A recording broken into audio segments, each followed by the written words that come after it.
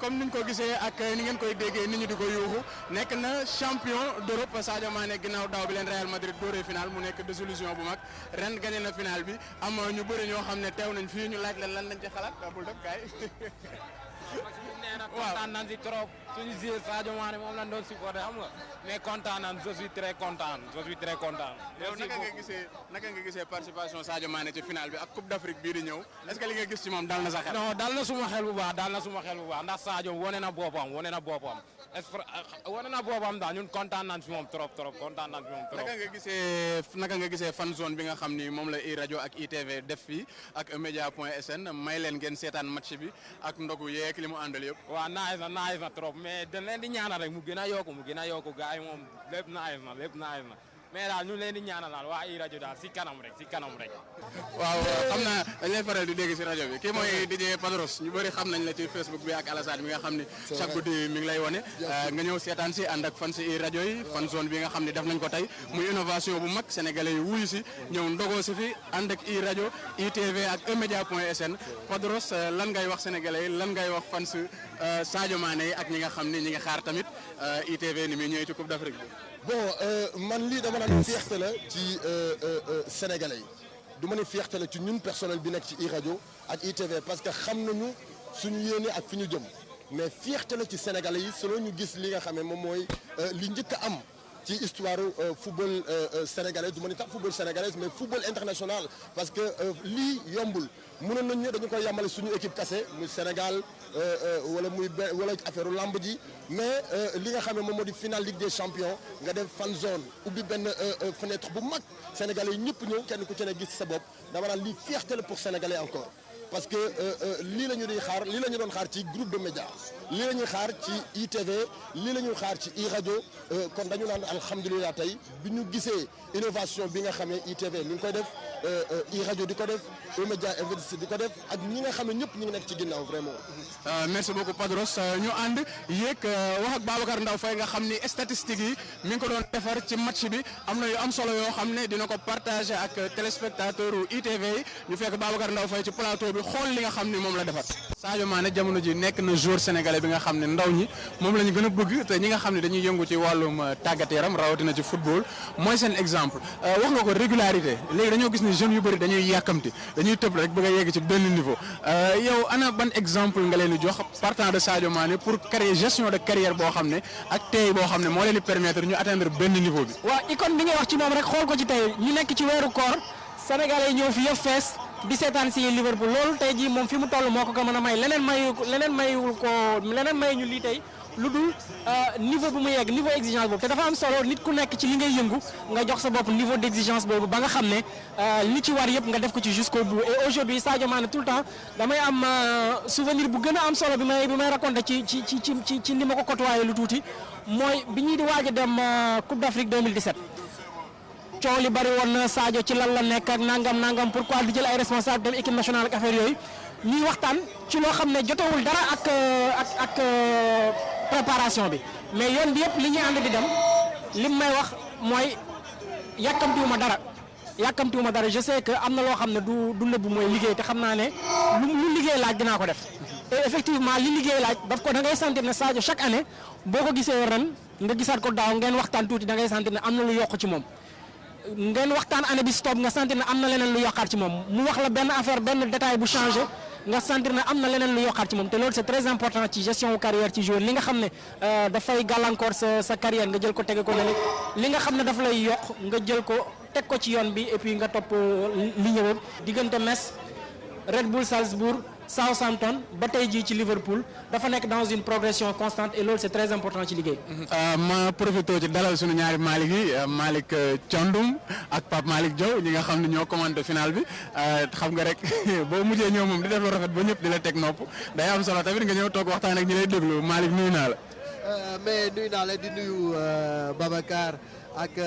Bouba. waaw nga doo ko may dara de. ci waxoon naa ko du ma ko may dara. danaa ko sumbil maillot bi. newoon naa la du ma la may dara. xamoon nga ni maa la mën. bu leen mboppat match bi rek doy na. match bi jeex na door naa la. Pape Malick Diaw yow tamit yaa ngi woon ci studio bi ma lay nuyu. ngi leen di nuyu Seydina Aba di nuyu Babacar Ndaw Faye ak Bouba j'espère que di nga changer maillot balaa guddi gi di jeex mais on a vécu une finale vraiment exceptionnelle ci reportage bi maak Malick Thion on était presque en Espagne tellement match bi yóbbu nañu et puis c'était vraiment magnifique même bu fekkee ni maa ngi koy wax Bambali à 5 minutes de la fin du match ñoom sans doute seen match jeex na ba gannaaw ba nga xam ne Sadio Mané génn na mais c'est une victoire et pour le Sénégal et pour l'Afrique tey. justement sax xam naa damay souligner loolu Khalifa bu nekkee mën na xool ak Serigne Saliou naka la ñu mën a amee. naka la ñu mën a amee kii di coupe aux longues oreilles mi ngi noonu gars yi yëkkati. mais ni ñu ñëwoo Dakar suñu mënee am waa Bambali comme Cheikh Diop envoyé spécial groupe E-Media mi ngi Bambali de ko Sadio Mané suñu mënee am réaction yi foofu ñu jéem a xool ak Khalifa régie bi ak Serigne Saliou naka lañ leen mën a dugalee Malick comment vous avez vécu cette finale de l'intérieur. naka ngeen ko dundee. non xam nga déjà pour nga jox nit ki lu mu mën a consommer il faut yow sa bopp nga bokk ci finale bi Malick mi ngi koy wax léegi ñun dafa mel ni ñu ngi woon Madrid toog bokk ci finale bi pour mën ko dundaloo nit ñi sur la 90.3 mais ça a été une finale bu nga xam ne peut-être ñaari visage wala ñetti visage moom nga ciy gis muy l'entame de match parce que ñi nga xam ne ñoom ñooy waa Liverpool dañu entamé match bi tambour battant maanaam dañ ñu bëreet rek ñu songu gars yi balaa ñuy xam fan la ñuy taxaw Sadio Mané jël na bal bi te foofu aussi il faut ñu saluer la lucidité de Sadio parce que déjà xam na ne position bi mu nekk mënu si dugal lu mu mën mooy cote soo cotee centré ngay mën ba muy centré nag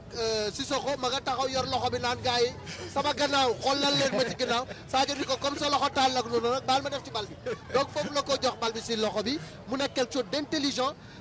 mu nekk penalty indiscutable alors Salah n'a pas tremblé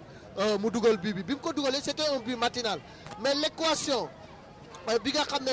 moo doon am pour waa Tottenham mooy léegi nan la ñuy def jël nañu but ci lu teel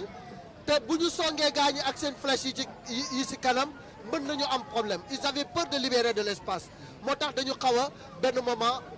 douche glacée moom la ñuy wax en douche froide moom la leen bi def alors mënatuñu dem Liverpool aussi ils ont géré ba à un certain moment le match était insipide en première période en deuxième période ñoom ñu indi beneen xar kanam wane ni bëgg nañu dellu ci au score alors le bloc était placé plus haut les attaques étaient plus tranchantes dem nañu ba am plus de 60% voire 63% de possession de balle mais ci moment yu mel noonu domination la bu nga xam ne Liverpool sañu ko bañ. Babacar Ndaw Faye balaa may ñëwaat ci Malick naka nga analyser 11 de départ yi parce que gis nañu 11 de départ yoo xam ne la pratiquement c'est constant ba mu des ci pointe yi on a mis des joueurs qui n'ont pas 90 minutes dans les jambes qui n'ont pas de compétition dans les jambes. loolu mooy difficulté wu entraîneur pour gestion wu ce qu'on appelle les joueurs phares de l'équipe boo xoolee souvent joueur phare boo amee benn cassure toog blessé wala suspension équipe bi nekk dans une dynamique positive entraîneur bi day nekk ci benn dilemme ndax dama bàyyi ñi nga xam ne ñoom ñoo continuer woon di assurer transition bi avant moom wala ndax dama koy jël teg ko ci banc bi c'est pas évident psychologiquement jël ce joueur phare teg ko ci banc c'est une décision très difficile à prendre mais en réalité très souvent on se rend compte que Père Laye Diaw mu ngi ñu doon wax rek ne exemple Sénégal Turquie bi Sénégal di jouer ak Suède ay ñoom Amdi Faye ak Pape Thiaw dañu dugg nekk dans une dynamique victorieuse après match bi ci topp on a fait l'erreur delloowaat leen ci banc bi pour andi kii di Fadiga ak mooy ñi absenté woon ci milieu terrain ak Salif Diao parce que c'est difficile pour un entraîneur ce joueur yi nga xam ne ñoom ñooy en quelque sorte les têtes de pont de l'équipe nga jël leen teg leen ci banc te dara xewul parce que très souvent aussi ça se retourne contre toi bu fekkee dañu am une contre performance tey jii bu doon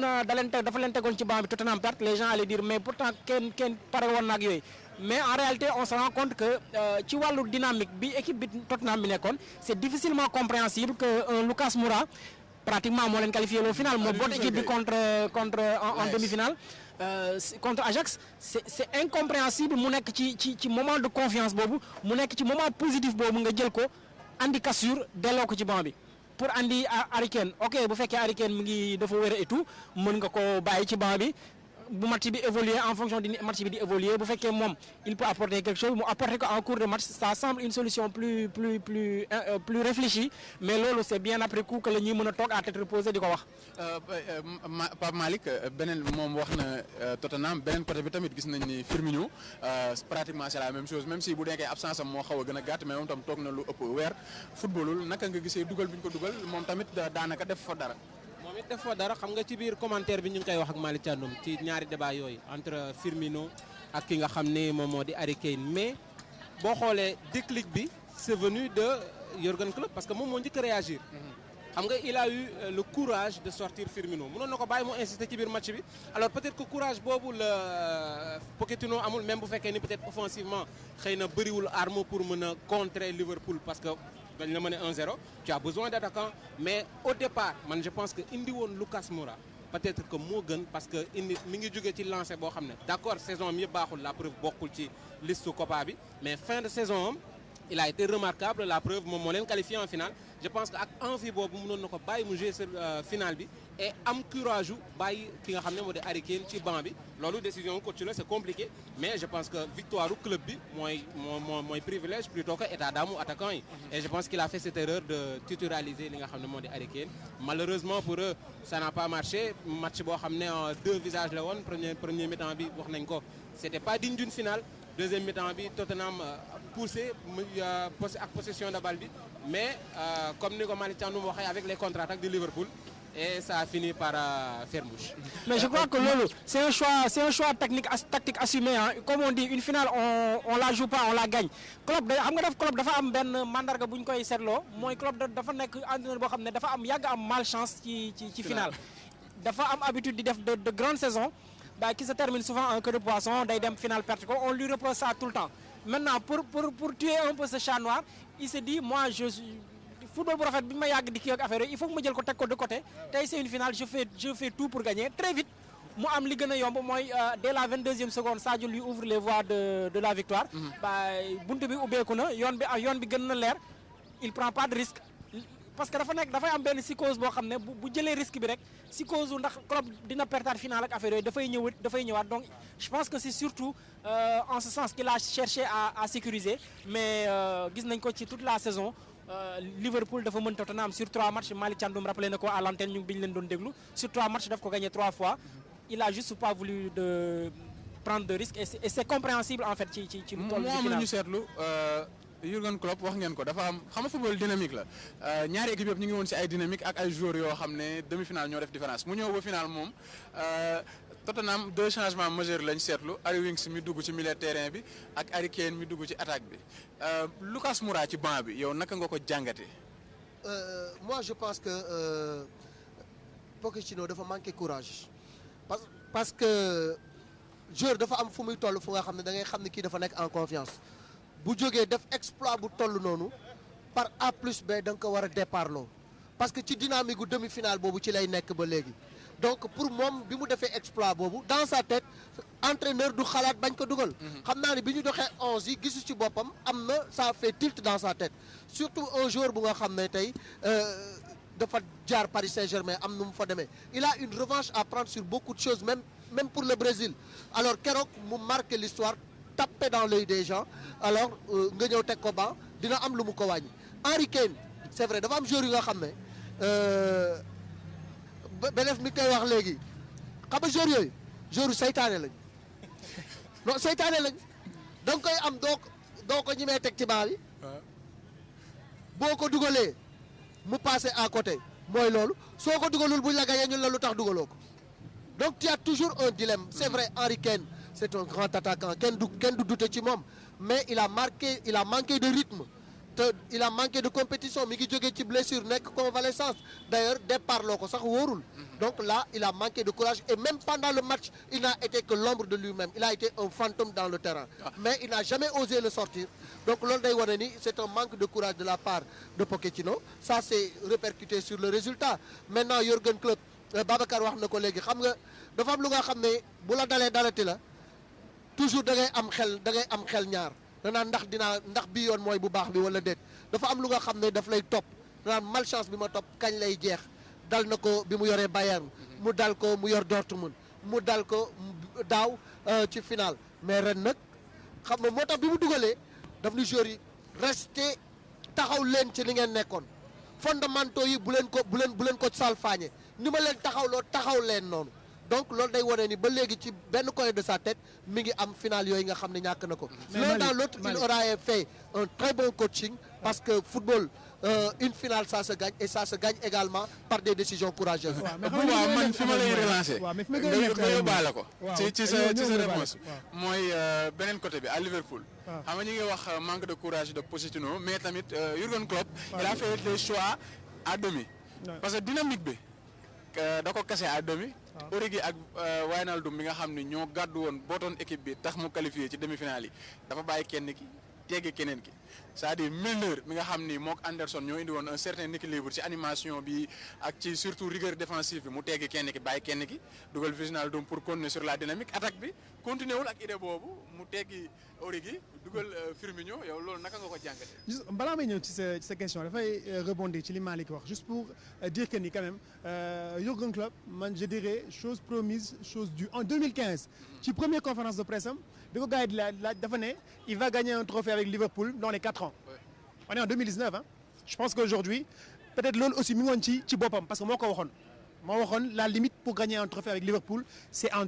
c'est dans 4 ans. loolu c'était en 2015 bi ñu koy présenté donc togg gu yàgg la. waaw togg gu yàgg la. da koy soog a yàgg. donc moo tax xam naa moo expliqué aussi yenn choix yi mu def bi gars yi dugalee but bi Liverpool ne s'est plus jeté tellement. c'est vrai que Sadio malheureusement am na ay opportunités yoo xam de ballon yoo xam ne Salah téye na bal bi je pense. loolu nañ ñëw après mais quand même moi un capitaine comme Anderson dama koy féliciter. parce que c'est vrai que ci match doo ko gis da nga seetaan doo ko gis. c'est très discret. mais liggéey bi muy def coéquipier mi nekk ci wetam xam nañu Anderson la preuve quand il est pas là souvent peut-être mu dem ba ci biir xaw a kii gars yi génnee ko mais bu toggee ci banc bi bu duggee il apporte ce plus là. muy moom muy Milner ay relais lañu pour l'entraîneur. bien sûr pour l'entraîneur. et sans faire de bruit. Et il y en a beaucoup dans l'effectif de Liverpool de joueurs très intelligents qui passent presque inaperçus doo leen gis Fabinho.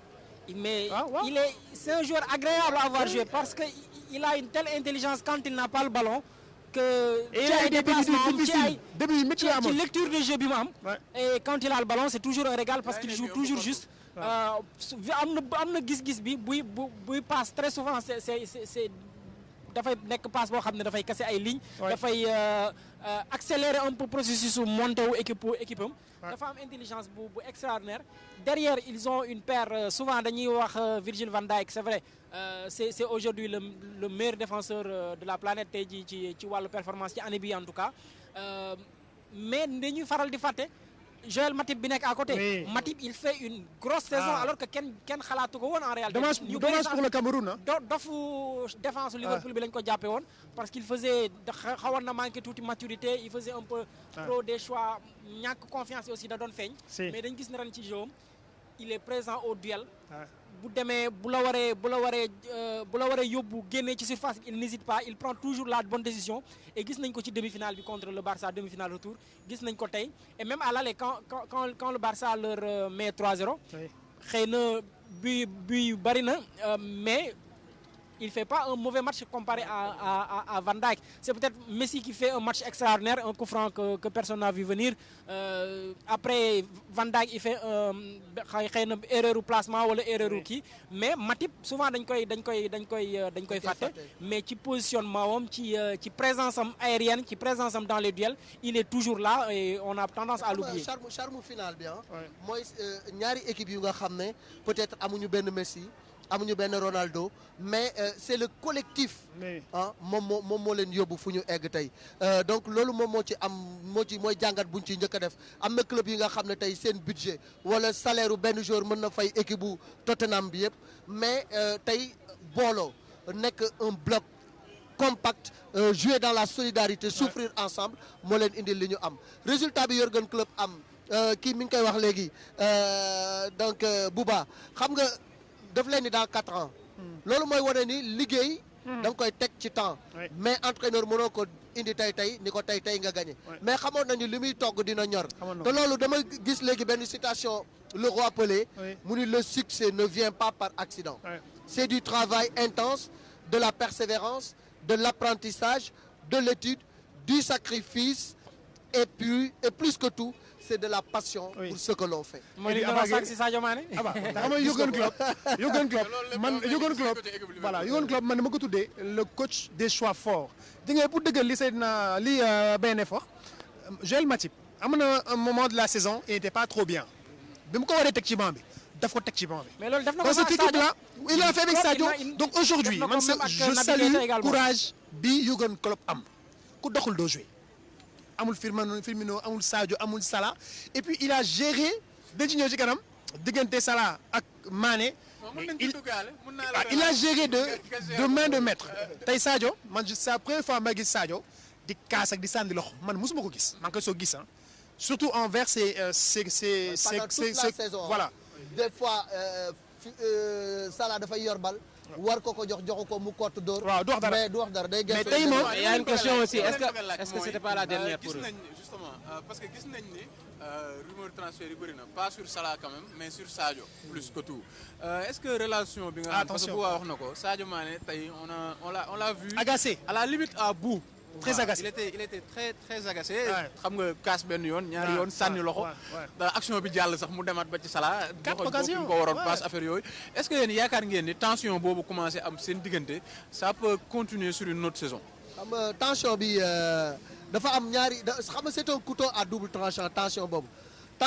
am na lu mu xañ Liverpool même pour le titre am na benn moment bu nga xam ne peut-être rivalité malsaine boobu ak égoïsme bi nga xam ne moom la ñu gën a remarqué ci Mo Salah am na lu mu xañ Liverpool mais benn moment aussi source de stimulation la pour ñoom ñaar ñëpp parce que bu Sadio dugalee wujje bi dafa dem ba bu Sadio dugalee Mo Salah day xaru pour dugal bu Mo Salah dugalee Sadio day xaru pour dugal c'est pas pour rien que ñoom ñaar ñëpp ñu tolloo but yi ñu dugal nekk meilleur buteur donc côté boobu am na avantage mais désavantage bi mooy bu fekkee ni continuer nañu ñoom ñaar di leen boole tôt ou tard quelqu'un va péter les plombs et ça peut être Sadio parce qu'il a trop emmagasiné. ñu wër point bi beneen point bi ñuy mujjee mu doon apport Sadio Mané si CAN bi mais balaa ñu si ñëw si même sujet bi Pape Malick yow relation ñaari joueurs yi naka nga ko gisee ak li finalu tey bi wane parce que même au niveau de l'Occident les journalistes l'ont souligné ñu ne final bi gis nañ ci loo xam ne c'était palpable mais c'était pas visible c'est-à-dire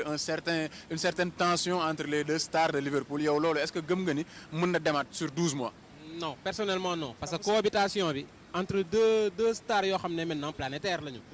cohabitation bi peut-être mën na def 2-3 ans 1 an 2 ans 3 ans mais après parce que ku nekk nag ñoom ñaar tey jile je te donne un exemple ku ci nekk bëgg nga jël ballon d'or.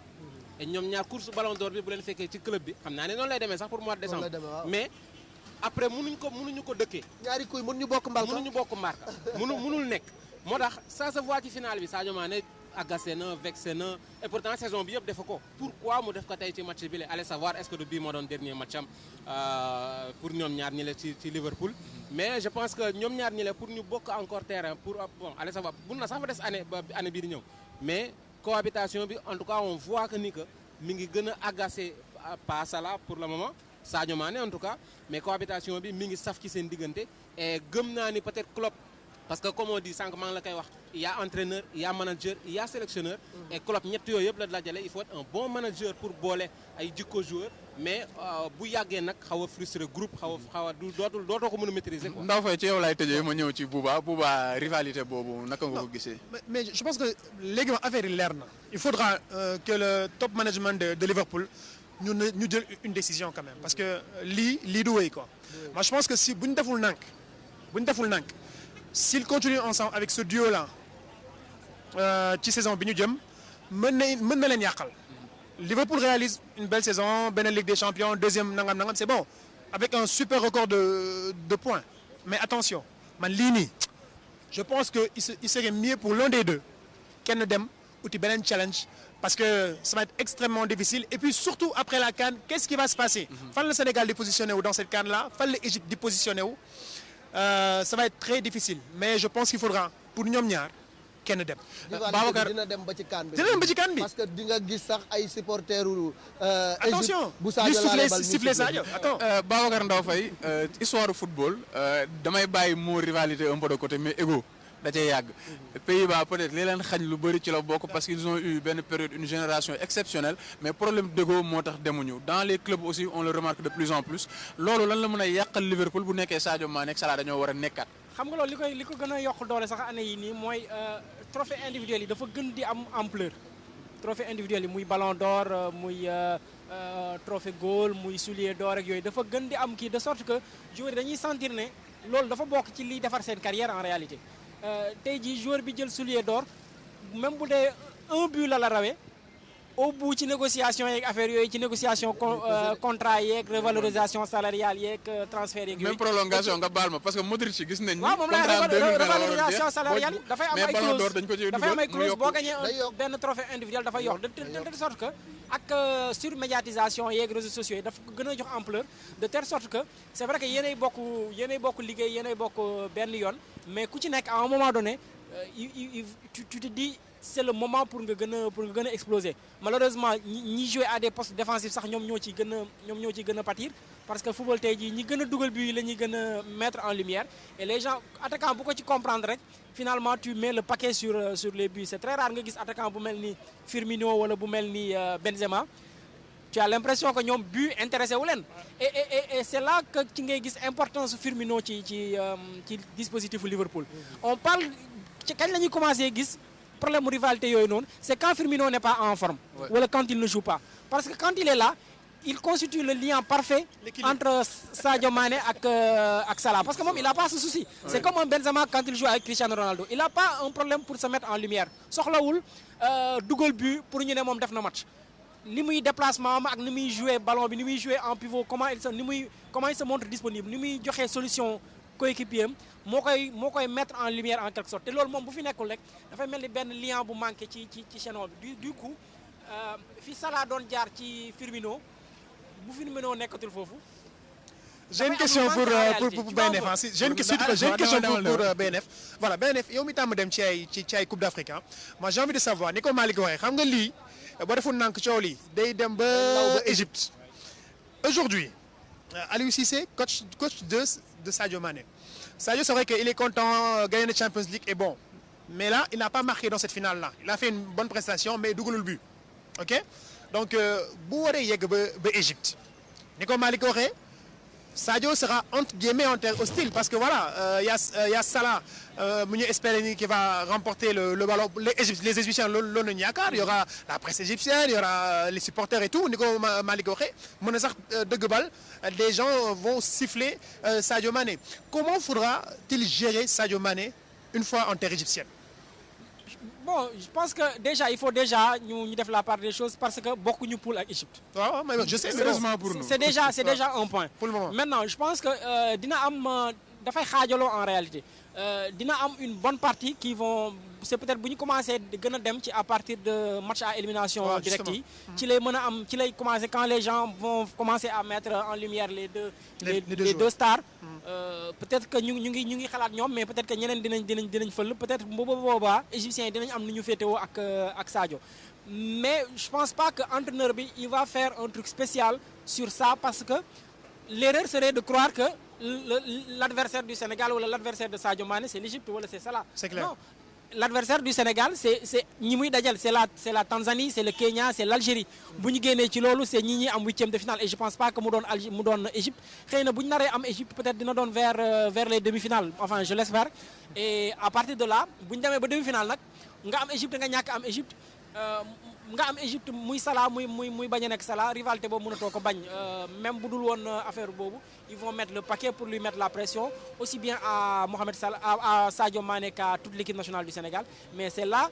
intelligence bi Sadio am ak expérience avec maturité bi mu acquérir ci 3 dernières compétitions yi parce que dañuy fàttali ne Sadio nag tey jii nekkatul xale la ci âge mais nekkatul xale ci compétition il a joué la CAN 2015 il a joué na Jeux Olympiques 2012 joué na CAN 2017 joué na Mondial 2018 joué ñaari finale Ligue des Champions donc am magasin amul lu ko war a mën a jaaxal tey jii en termes de pression surtout kuy joué Angleterre sur 19 matchs de championnat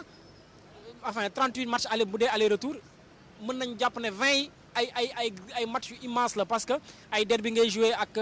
Everton ay équipe Londres yi ngay dajal muy Tottenham muy Arsenal muy Chelsea ay Manchester ngay dajal c'est tout le temps des matchs phares yoo xam ne warul am lu ko mën a jaaxal en termes de pression il joue tout le temps ci hostilité boobu waaw moom mën na ko positiver surtout transformer ko en onde positive. Mais justement le discours de l'entraîneur du sélectionneur mais je sais que Sadio est assez mature pour mën a gérer loolu sur le point de la CAN directement yow Malick Thiandoum lan nga yaakaar ne noonu la Sadio Mané war a taxawee parce que quoi qu'on dise c'est le leader naturel de l'équipe nationale du Sénégal en ce moment. waaw xam nga Sadio honnêtement dafa war a boot équipe bi di football. parce que tey ni ko Benef waxee léegi expérience am ak jaar-jaaram ak tolluwaay bi mu am actuellement ci niveau football il doit être le catalyseur du jeu sénégalais parce que le football est certes un sport collectif mais c'est la rupture individuelle qui fait l'effet de beauté et qui fait la différence dans une équipe de football toujours dañuy soxla joueur bu nga xam ne bu yëf yi jaxasoo dëgg mu jël talaam réglé ko xam nga dafa am benn match bu nga xam ne Brésil Union soviétique la woon l'ex-URSS mu amoon góol bu mënoon góol ñu koy wax Rinat Dassaev gars yi fu ñu toll dañuy dóor lu ñu dóor mu jàpp ko balu jinne bu nekk waa Brésil def nañ ko dugaluñu mais boo xoolee commentateur ba mi ngi naan les tirs à mi-distance de Zico les centres en retrait de Junior ne pouvaient nullement inquiéter Dassaev mais puisque cela ne payait pas il fallait faire recours à d'autres créances ce fut un Socrates qui fit confiance à autre chose c'est-à-dire en lui-même une percée, un dribble, une esquive. La démonstration magistrale du professeur, point d'orgue d'une rencontre où chaque balle évoluait alors dans le génie. Et puis finale somptueux, ce tir fracassant d'Eder qui frappe la balle comme un sauvage, comme s'il voulait la punir de n'avoir jusqu'ici pas répondu à ses nombreuses chances. Coupe d'Afrique des Nations sur ITV. xam nga maanaam day toll fu nga xamante ni day am jour bu nga xam ne moo naa hey gars yi comme làmb ngeen fu nekk doxul bàyyi leen man mën naa ko ma régler problème bi te loolu audace moo koy may te Sadio am na talent bi li ci des mooy gëm-gëm bi te je pense que dina ko am. ma jàll ci Bouba. Non mais je pense que bu ko mayee fooxee cette Coupe d'Afrique en Égypte là bi nag moom Sadio on l'attendra vraiment quoi je pense que ni comme observateurs yi comme supporters yi. mais Bouba nga baal ma Sadio ni ko BNF waxee c'est sa troisième CAN je pense. bii passé mais dans quel dispositif dans quel dispositif aussi. waaw justement c'est ce que j'ai envie de voir. parce que tamit 2017 nee nañ Sadio c'était le leader. c'était le talent brut de cette équipe. voilà confirmé na talent maintenant c'est un diamant poli c'est plus un diamant brut moom laay wax ma ne c'est plus un diamant brut c'est un diamant poli en ce moment. déjà man j'ai vu nan la war a taxawee ci CAN Égypte bi. gis naa évolution ci Sadio point de vue comportement et man ça m'a plu li mu def sànq ci finale bi il montre que li ma doon wax parce que souvent je voyais Sadio dans les matchs il n'allait pas dans les duels parce que dafay baax booy nekk footballeur léeg-léeg nga xaw a defante ci terrain bi xaw a bu ma xante ak yooyu ça forge un peu la personnalité quoi mais des fois je voyais un Sadio qu'on bousculait sur le terrain de Premier League mais après qui répondait même pas et moi je me disais que ni am na lu des des fois nag fa nga xaw a jàppante gars yi tuuti pour te faire respecter waaw caay-caay gi foofu loolu xaw a des foog nga wax tamit mais tey gis naa ni quand même voilà voilà mi ngi sànni loxo mi ngi kaas mi ngi wax maintenant est-ce que c'est pas un Sadio Mané qui mentalement progressé na moi j'attends le terrain j'attends l'Égypte en Égypte pour le voir mais surtout aussi mais animation offensive bi animation offensive bi l'équipe comment on va jouer cette équipe-là bu ñu jàllee ci deuxième phase bi man c'est ce que j'ai envie de voir est-ce qu'on va le voir en numéro 9 comme l'a tenté Jürgen Klopp je sais pas est-ce que sur le côté ñenn ñi nee nañu les pros comme à cette question je crois que Aliou Cissé tontu na ko démb tranché nee na moom couloir extérieur gauche bi la koy jox man j'attends pour voir moi j'attends pour voir xam nga tey li Bouba di wax xam nga tax moo am solo au-delà du couloir extérieur gauche on a vu que Sadio Mané tey Liverpool li mu footballé Sénégal noonu lay footballé c'est ça attaqué wul da doon réagir day mel ni koo dóor arrêt mu wuyu noonu la Liverpool doon footballé tey Sénégal noonu lay footballé on a vu Sadio accélérer le jeu à lui tout seul ay phases yoo xam ne il est statique mu def différence noonu. quand Firmino n'est pas là quand Firmino n'est pas là. non mais tey en fait match tey bi c'est un match boo xam ne bi mu génnee il a changé son jeu Sadio Mané xam nga Babacar Sane dafa am lu am solo mu wax diggante Salah ak Mané. Quand Firmino est là. c'est différent. Oui. Non, par rapport au poste Bouba. Ouais, je sais, couloir extérieur le koy utiliser. Mais Sadio aujourd'hui on l'a vu couloir extérieur il a fait une différence au bout de 22 secondes. Sur une phase boo xam ne il n'était pas actif il était pratiquement statique. Gis nañu attaquant yu bëri bu ñu xësee ba taxaw perte vitesse dootuñu mën a def différence. Sadio on l'a vu agacé moralement. Il a continué psychologiquement. Il n'a pas flanché. Voilà justement am na benn action boo xam ne Milner mi ngi dóor bal bi muy romb juste poto bi percé bi mu def ça montre que Sadio il peut venir de derrière il peut venir de la gauche et le nombre de buts qu'il a marqué cette année surtout de la tête montre aussi qu'il peut jouer en pointe et loolu day wone ni même bu ko Aliou Cissé décidé jouer couloir extérieur BNF Sadio il peut faire des différences au-delà du discours du coach au-delà de l'aspect tactique bi nga xam ne moom la équipe bi di teg parce que ni ko Malick waxee joueur bu mag à un moment donné yaa jël décision. Justement mais xam nga dafa am lu am solo mooy c'est au collectif de mettre en lumière l'individualité. Bien sûr te tey jii Sadio Mané mi ngi gën a dangereux bu jegee surface adverse la preuve ren li ñuy jàpp ne footballam dafa gën a ñor par rapport ak année passée yi c'est parce qu'il met plus de buts mais la moo tax muy dugal plus de buts buyam yu bëri Sadio il marque à partir de la surface de réparation soit c'est un jeu de tête soit ci placement lay xam fu bal bi di terminer mu teel fa jiitu dafa am vista boobu léegi de telle sorte que xam na fi muy taxaw xam na ni muy déplacé woo maintenant pour que moom mu mën a jege surface de réparation bi constamment il faut que bloc équipe bi permettre ko également mu def loolu mais bu fekkee distance yi dafa écarté entre le milieu de terrain et l'attaque entre les latéraux et les joueurs qui sont devant dafay difficile pour moom mu def différence bi parce que déjà bu li ñuy sorantee rek du am solution de passe du am défense adverse bi dina mën a yéeg mettre ko ci piège hors jeu alors que bu fekkee équipe bi dafa am mouvement d'ensemble boo xam ne dina permettre individualité bi moom ak ñeneen ñi muy bokkal attaque bi ñu nekk en lumière te loolu li koy mën a permettre mooy que ñi nekk derrière ñu am facilité de jeu boobu également ci sortie de balle yi ci réussite contrôle yi ci déplacement yi ci mouvement yi ci resserrement wu ligne yi et c'est ça qui permet à l'individualité de se mettre en valeur tey jii quoi qu'on puisse dire bu fekkee li nekk ci ginnaaw nekkul au même niveau il sera très difficile mooy li dal Messi quoi qu'on puisse dire Argentine dañ lan la ñuy def dañ koy jox bal bi rek taxaw di ko seetaan ils auront toujours les mêmes problèmes quand ils vont jouer comme ça. et puis li ngay wax benn c'est d'autant plus vrai que bi ñu xoolee Aliou Cissé gën a jël option offensive avec Crépin dafa xaw a soulager Sadio ci benn côté parce que Sadio benn moment dafay obligé replier pour ñëw xeex jël bal bi demaat ci kanam donc du jege. surtout qu'en Afrique bloc yi day gën a compact bloc adverse mais yéen ñaar ma laaj leen benn question ma boole leen ko ku mel ni Crépin nga xam ni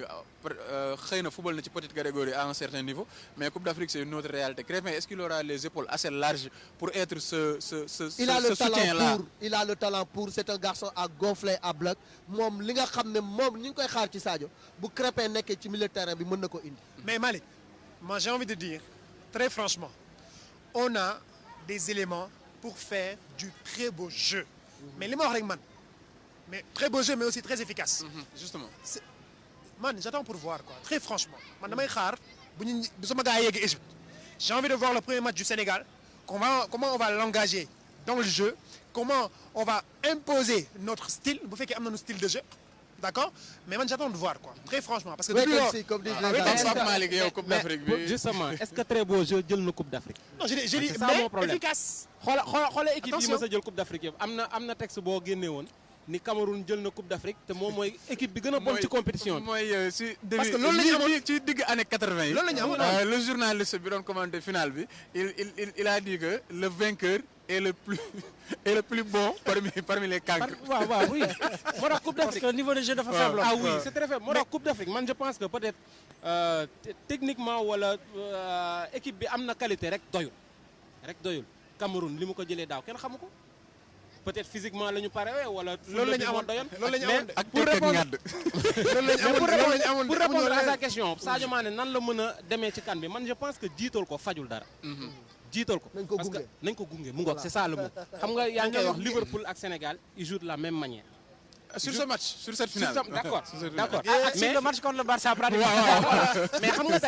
nga tey par exemple Sadio Mané def nañ ko à maintes reprises jiital ko ne ko yaay leaderu équipe bi. man je pense que fi mu ne lu xaw a diis la ci moom même bu fekkee ni wax nga il a grandi am na compétition yu mu joué yoo xam ne joué ko mais personnellement man li ma gis il est plus à l'aise bu fekkee ni dafa fondre ci équipe bi kaay leen ñu demandoo collectif Liverpool collectif leen tey la gagné Tottenham te Tottenham sax collectif la qualifié final man je pense que Sadio Mané ci style boobu kaay leen ñu àndandoo plutôt que yaa jiitu demal lijjanti mbir ban collectif. mais justement c'est important parce que li ñu doon wax sànq ci on peut toujours faire le parallèle ah. li ñu doon wax sànq ci Liverpool ne Liverpool dafa am pratiquement sur chaque ligne un joueur d'envergure boo xam ne pare na pour kii mooy ils ont un immense gardien aujourd'hui ils ont Van Dijk en défense. Ils ont Fabinho au milieu avant ñuy am ñi nekk ci kaw pour régler la situation Sénégal tey jii quoi qu'on puisse dire am nañ un gardien extraordinaire par rapport ak li ñu amoon ci c'est vrai que Abdoulaye Diallo il était très bon mais quoi mënuñu nëbb na tey jii Edouard Mendy c'est un cran au-dessus ci li mu wane ci 2 dernières saisons yi bi mu nekkee deuxième division ak bi mu ñëw ren nga ñëw ci digg bi tey jii li Van Dijk di représenté ci défense bi au niveau mondial mën nañu wax ne Kalidou Koulibaly il est à la même table que Van Dijk aujourd'hui Malick mi dama yàkkamte ci milieu bi ci défense centrale ci défense ma pare ci kii ci défense centrale bi tey jii Kalidou Koulibaly mooy le meilleur défenseur africain du moment depuis 2-3 saisons nga ñëw ci digg bi tu as Idrissa Gana Gueye kii pour man dañuy nëbb dañuy jiital Koulibaly ak Sadio parce que ñoom ñoo nekk ci club yi gën a nekk en lumière mais pour man le véritable leader de l'équipe nationale du Sénégal ces dernières années c'est Idrissa Gana Gueye c'est le véritable leader et quand tu vois les gens c'est vrai que dafa nekk koo xam ne déconné bi lañ koy gën di gisee ak reetaan beeg te fecc beeg affaire yooyu mais boo vivre ak vestiaire bu ñu lay nettali lu xew ci vestiaire équipe nationale tu sens que c'est un leader dans cette équipe là nga dem ci kaw tu as Sadio Mané donc on a une colonne vertébrale boo xam ne tey jii tu as les 4 joueurs là équipe boo leen dugal ci Afrique dañuy football titulaire. équipe boo leen dugal on a tout pour faire un bon ceeb oui Malick on a tout pour faire un bon ceebu jën en tout cas jënu mag moom kenn du ko bébé su léegi man jënu mag kenn du ko bébé su dugg mu rafet kay togg moo ca def dugg bi rek déjà coow li bëri na jënu mag kay am na mais loolu lépp dinañ ci ñëwaat ci ay jotaay yu gën a yaatu ndax daanaka lu ñu dese matul juróomi simili mais di gërëm ñi nga xam ne ñoo toogoon ci seen kanamu télé di seetaan ITV di leen wax ni nii la nar a demee ci Coupe d'Afrique bi justement par rapport ak Coupe d'Afrique bi damay def tour de table ndax ce sera entre le Caire Espagne lay tàmbalee ci préparation Lions yi après le Caire match amical Sénégal Nigéria ak Coupe d'Afrique bi nga xam ne Sénégal premier match am le 23 la Babacar bu ñu jugee foofu dinañ leen won coulisses yi ak lépp li nga xam ne moo ci xew fii ci Dakar disposition yoo leen musul gis ci Coupe d'Afrique mooy am ngeen nar ci ànd ak ñaari Malick yi muy Pape Malick Diaw Malick Thiandoum ak DJ Bouba mi nga xam ne lu neex moo ko neexal ci wàllum tàggat yaram bi ci groupe E-Media mais loolu lépp balaa ñuy tàggoo dañuy bàyyi ku nekk tënk Coupe d'Afrique bi ci ITV ci iRadio ak ci emedia.sn Malick. waaw xam nga cin bu naree neex su baxee xeeñ am na lu nga xam ne jot nañu ko ñamal gars yi te loolu ñamalit la rek ñun bu dee échauffement damay wax ni ci échauffement lañ toll mais je pense que tey dama ñëw fekk fi dispositif bu nga xam ne macha allah ay xale yu nga xam ne mooy li Pelé doon wax mooy li ngay def da nga koy bëgg il faut avoir la passion de ce qu'on fait il faut aimer ce que l'on fait j'ai trouvé des jeunes très dégourdis ñu gëm affaire bi on a une équipe bu nga xam ne tey bu dee Liverpool la ñun mën nañu wax ne ñun ñooy Liverpoolu presse bi donc li ci des nag mooy dinañ leen ko jox ci rajo bi dinañ leen ko jox ci télé bi dinañ leen ko jox ci site bi te dinañ leen bombal ba ngeen yaakaar ni tey fii rek la Coupe d'Afrique di xewee. en tout cas ici et ailleurs dara du seen. waaw Pape Malick rapidement en 30 secondes. waaw non mais defe naa ni gars yi jox nañ leen avant-goût comme ni mu ko waxee parce que match bi nekkoon na match boo xam ne ñëpp xaaroon nañ ko et servir nañ ko ci plat bu exceptionnel et je pense que Coupe de la Ligue bi aussi parce que duñu leen may dara lépp lañ leen di gunge population sénégalaise bi Coupe de la Ligue bi aussi dinañ ko def. pare aussi match Sénégal Nigéria bi le tout pour préparer li nga xam ne moom la ñuy waajal di Coupe d'Afrique des Nations dinañ ko am ci site bi ci rajo bi ci télé bi comme ni nga ko waxee le tout daal pour servir public bi et puis mu ngoog ci fan zone yi mu ngoog et puis ànd ak ñoo xam ne bëgg nañu Coupe d'Afrique bi marché c'est-à-dire ñi nekk ci kaw les Alassane Samba Diop les Mamadou Ibra Kane et tout gunge nañ ñu parce que ay xale lañ mënoon nañ jëli ñeneen ñu dundal kan bi mais ñun la ñu wóolu teg ñu ci kanam et puis duñu soññ à chaque fois donc je pense que duñu leen décevoir et duñu décevoir peuple sénégalais. Babacar Ndaw Faye balaa ñuy jeexalee ci Bouba en moins de 30 secondes ndax 90 secondes moo ñu dese pour ñu rendre antenne bi. non bàyyi ma jël 30 secondes Bouba rek. Coupe d'Afrique bi est-ce que mën nga wax téléspectateurs yu ITV yi programme Lions yi lan la. waaw Coupe d'Afrique bi ñun ni nga ko waxee rek ñun commencé wuñ ko sax ci léegi depuis CAN 19 bi defe naa mooy wéy ak yéen depuis 2 mois ñu ngi leen di mettre dans le bain mais loolu nag du arrêté tey jii ñu ngi woon fii ñu ngi woon également Bambali donc noonu lañ leen di toppee tamit topp ak équipe nationale bi dem ak équipe bi fële nga xam ne mooy Murcie di benn dëkk bu nekk fële ci Espagne fële équipe nationale bi di defee li ñuy wax camp de préparation stage de préparation mais balaa boobu équipe bi dina nekk fii commencé regroupement bi en quelque sorte le 4 joueurs yi commencé ñëw ndànk-ndànk après ñu dem jël drapeau li nga xam ne mooy le 7 fële ci palais présidentiel le 7 bu ñu jëlee drapeau bi ba pare ci la ñuy dem fële ci Murcie Espagne fa la ñuy defee préparation bi je crois ba le 14 jëm 15 ñu dem ñu jógee